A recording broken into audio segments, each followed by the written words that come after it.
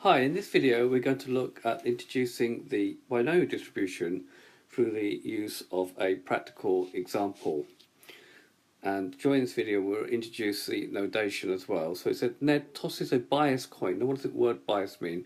Well, normally if you toss a coin, the probability of getting a head is a half, the probability of getting a tail is a half. Notice a half plus a half makes 1. But this time it's biased, so the probability of a head is going to be 1/4. So it said Ned tosses a bias coin which has a probability of a head 1/4 6 times. So he's going to toss that coin 6 times. Find the probability of a coin landing heads 6 times, 4 times and 2 times. Okay, we have two possible outcomes from this, a head or a tail. A head is considered to be a success and a tail is considered to be a failure or not a success. It is tossed 6 times. That's normally considered to be n, the number of trials that we have, number of times we're going to try the experiment. So let x be the number of heads obtained when a bias coin is thrown 6 times. X is called a random variable. That's the first bit of notation. So the probability, we want the probability that x is equal to 6, i.e. in part A, because we want the coin to land up head 6 times. Well, that's quite simple, because that's going to be a quarter for the first time, quarter for the second time, quarter for the third time, fourth time, fifth time, sixth time. These events are independent events, so therefore, because the first event does not affect the second event, so we can multiply. More simply, we could write that as 1/4 to the power of 6.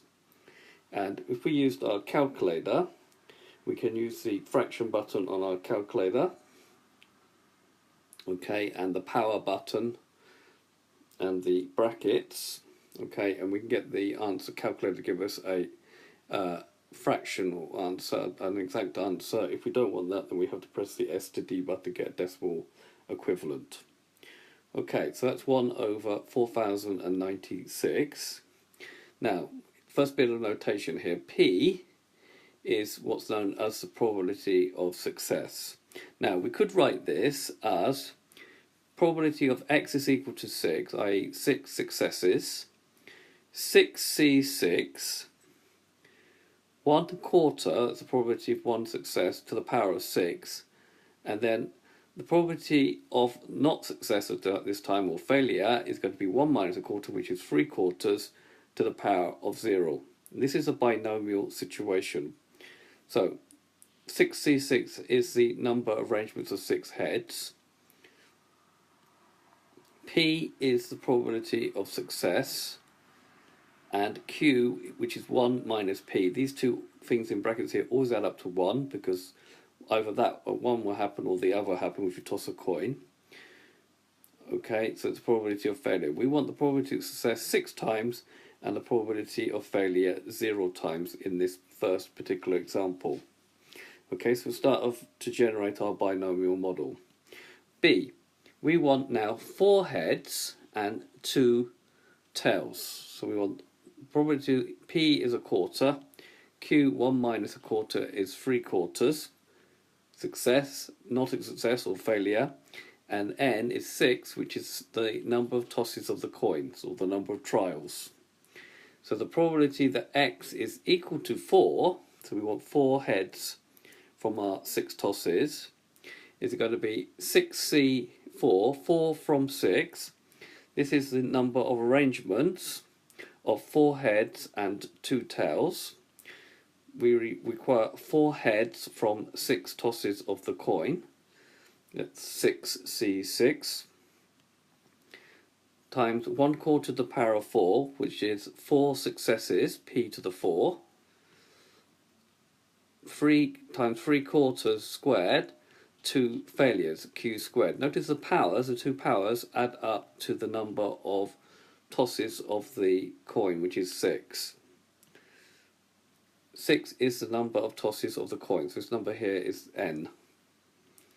Alright, again we could do this on a calculator. 6c4, that is usually above the it's above the multiplication button on this calculator. Okay, again we've got our fraction button, we've got our bracket, and we got our power button. Normally it's a good idea to put a multiplication sign in here. Okay, and again that will give me the fraction 135 over 4096. If I wanted that as a decimal, then I'd have to press that button there. Most calculators would sort of work this way.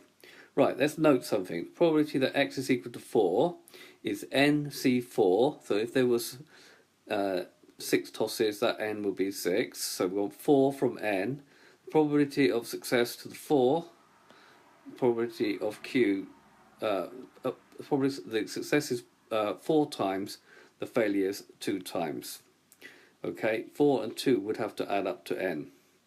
So we're sort of generating our general formula here, where q is 1 minus p. Right, in part C we want 2 heads and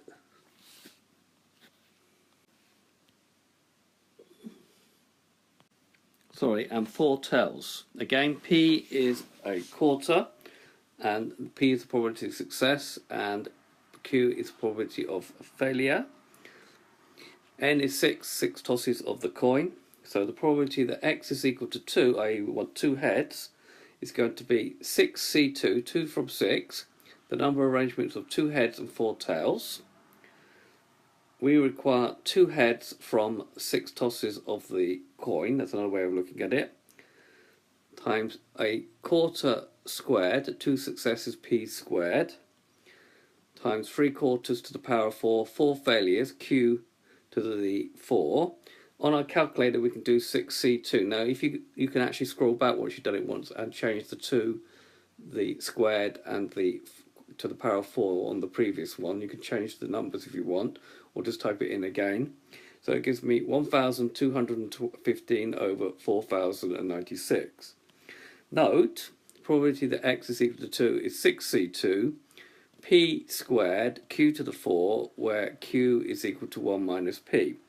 Now more generally, because what we want is a general formula, in this situation of n trials, the probability of what we're considering, the number of sixes obtained, the number of heads obtained, is equal to a certain number, is equal to nc6, we want x from n, p to the power of x, so these two are always the same, and then q to the n minus x. Notice if you add x plus n minus x, you get n the same as the number of trials, where n is the number of trials, the number of tosses of the coin in this case, x is the number of successes, p is the probability of success, and q is the probability of not success or failure, where q is equal to 1 minus p.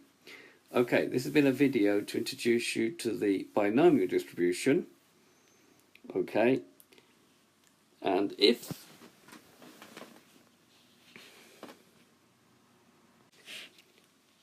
we have this situation, we say that x, our random variable, is distributed binomially with 2 parameters, n the number of trials and p the probability of success, because we can always calculate q from p, because p plus q must add up to 1.